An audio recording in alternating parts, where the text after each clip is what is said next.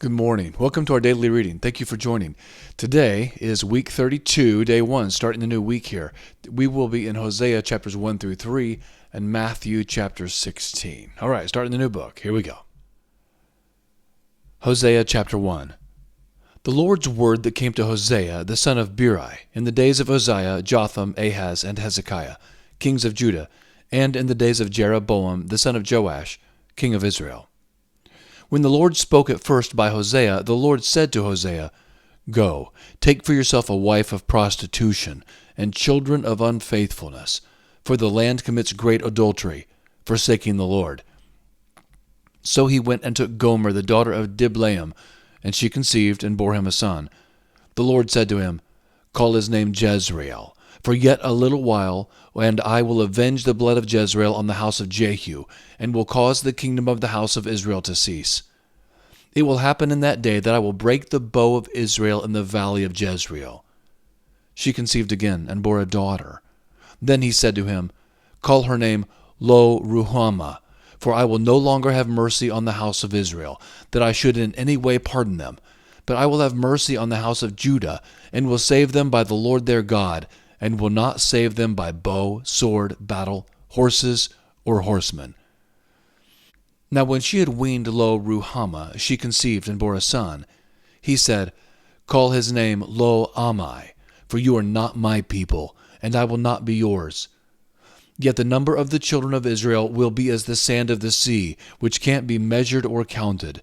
And it will come to pass that, in the place where it was said to them, You are not my people, they will be called sons of the living God.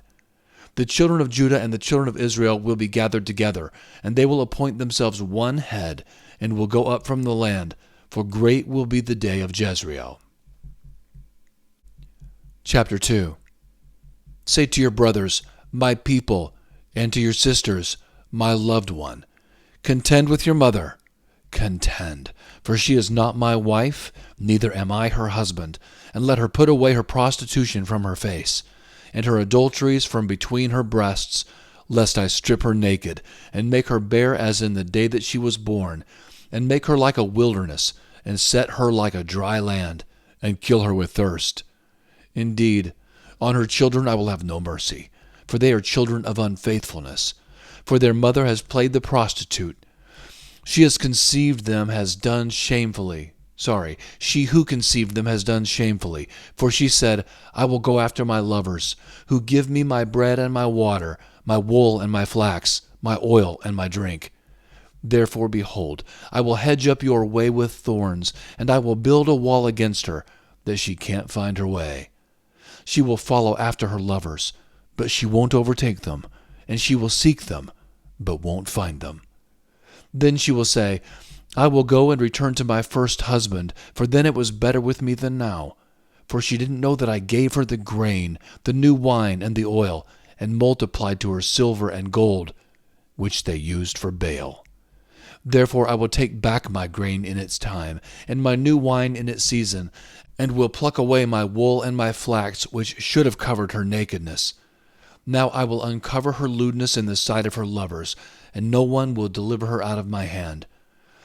I will also cause all her celebrations to cease, her feasts, her new moons, her Sabbaths, and all her solemn assemblies. I will lay waste her vines and her fig trees, about which she has said, These are my wages that my lovers have given me, and I will make them a forest, and the animals of the field shall eat them. I will visit on her the days of the Baals, to which she burned incense when she decked herself with her earrings and her jewels, and went after her lovers, and forgot me, says the Lord. Therefore, behold, I will allure her, and bring her into the wilderness, and speak tenderly to her. I will give her vineyards from there, and the valley of Achor for a door of hope, and she will respond there as in the days of her youth, and as in the days when she came up out of the land of Egypt. It will be in that day, says the Lord, that you will call me my husband, and no longer call me my master. For I will take away the names of the Baals out of her mouth, and they will no longer be mentioned by name. In that day I will make a covenant for them with the animals of the field, and the birds of the sky, and with the creeping things of the ground. I will break the bow, the sword, and the battle out of the land, and will make them lie down safely. I will betroth you to me forever. Yes, I will betroth you to me in righteousness, in justice, in loving kindness, and in compassion. I will even betroth you to me in faithfulness. And you shall know the Lord. It will happen in that day that I will respond, says the Lord. I will respond to the heavens, and they will respond to the earth, and the earth will respond to the grain, and the new wine, and the oil, and they will respond to Jezreel. I will sow her to me in the earth, and I will have mercy on her who had not obtained mercy. And I will tell those who were not my people, you are my people, and they will say, you are my God. Chapter 3. The Lord said to me, Go again, love a woman loved by another, and an adulteress, even as the Lord loves the children of Israel, though they turn to other gods and love cakes of raisins. So I bought her for myself for 15 pieces of silver, and a homer and a half of barley. I said to her, You shall stay with me many days. You shall not play the prostitute, and you shall not be with any other man. I will also be so towards you. For the children of Israel shall live many days without king, without prince, without sacrifice, without sacred stone, and without ephod or idols. Afterward, the children of Israel shall return and seek the Lord their God, and David their king, and shall come with trembling to the Lord and to his blessings in the last days. All right, now Matthew chapter 16. The Pharisees and Sadducees came, and testing him, asked him to show them a sign from heaven. But he answered them, When it is evening, you say, It will be fair weather, for the sky is red. In the morning, it will be foul weather today, for the sky is red and threatening. Hypocrites! You know how to discern the appearance of the sky, but you can't discern the signs of the times. An evil and adulterous generation seeks after a sign, and there will be no sign given to it, except the sign of the prophet Jonah. He left them and departed. The disciples came to the other side and had forgotten to take bread. Jesus said to them, Take heed and beware of the yeast of the Pharisees and Sadducees. They reasoned among themselves, saying, We brought no bread. Jesus, perceiving it, said, Why do you reason among yourselves, you of little faith, because you have brought no bread? Don't you yet perceive or remember the 5 loaves for the 5,000, and how many baskets you took up? Or the 7 loaves for the 4,000, and how many baskets you took up? How is it that you don't perceive that I didn't speak to you concerning bread? But beware of the yeast of the Pharisees and Sadducees. Then they understood that he didn't tell them to be aware of the yeast of bread, but of the teaching of the Pharisees and Sadducees.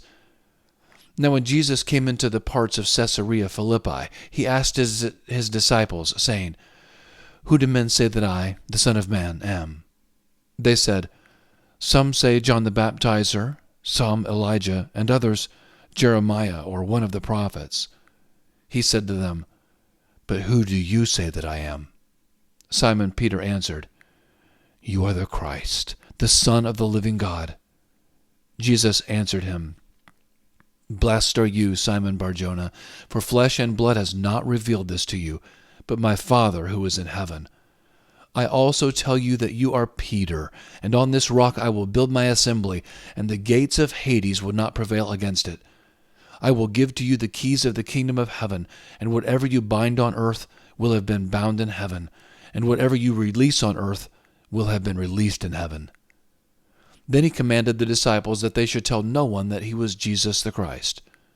From that time, Jesus began to show his disciples that he must go to Jerusalem and suffer many things from the elders, chief priests, and scribes, and be killed, and the 3rd day be raised up. Peter took him aside and began to rebuke him, saying, Far be it from you, Lord, this will never be done to you. But he turned and said to Peter, Get behind me, Satan. You are a stumbling block to me, for you are not setting your mind on the things of God, but on the things of men.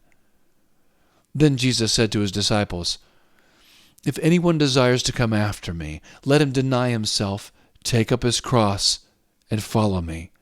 For whoever desires to save his life will lose it, and whoever will lose his life for my sake will find it. For what will it profit a man if he gains the whole world and forfeits his life? Or what will a man give in exchange for his life? For the Son of Man will come in the glory of his Father with his angels, and then he will give to everyone according to his deeds. Most certainly, I tell you, there are some standing here who will in no way taste of death until they see the Son of Man coming in his kingdom. All right, that's our reading for today. Thank you so much for joining. I don't think most Christians read the prophets. They can be a little bit challenging, difficult, thick, heavy, foreboding, or whatever words you want to put with it. So we just tend, I think, when we just do a more casual reading, instead of reading the Bible through, you tend to stick with the Gospels and stories that are brief or more interesting, or would be considered interesting. The prophets, major and minor, Hosea is a minor prophet.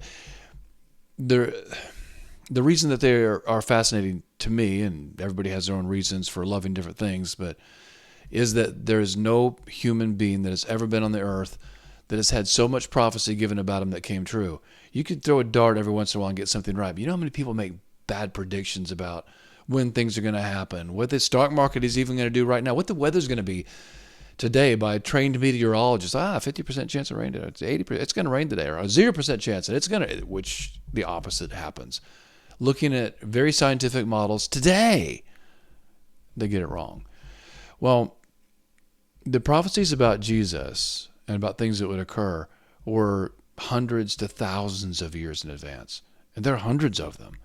It is statistically impossible for anybody other than Jesus Christ to have been the target of the prophecies. It's amazing. And then here you take Hosea, who is instructed to do something that just sounds outlandish. I have not had a message from God. Hey, go marry a hooker. That's a tall order. And Hosea just does it because he loves the Lord. And it's proven a point, or showing a point, that God's satisfaction is at its end with the children of Israel because they have played the prostitute with the Baals. It is fascinating. And then we go to Jesus, who is the fulfillment of that, and he's just loving his disciples and loving the people around him and loving the world. And that love has run down and poured over on us. Here we are, the recipients of grace. It's beautiful. Thanks for joining again this morning. Hope you have a very blessed day, and until tomorrow, God bless you.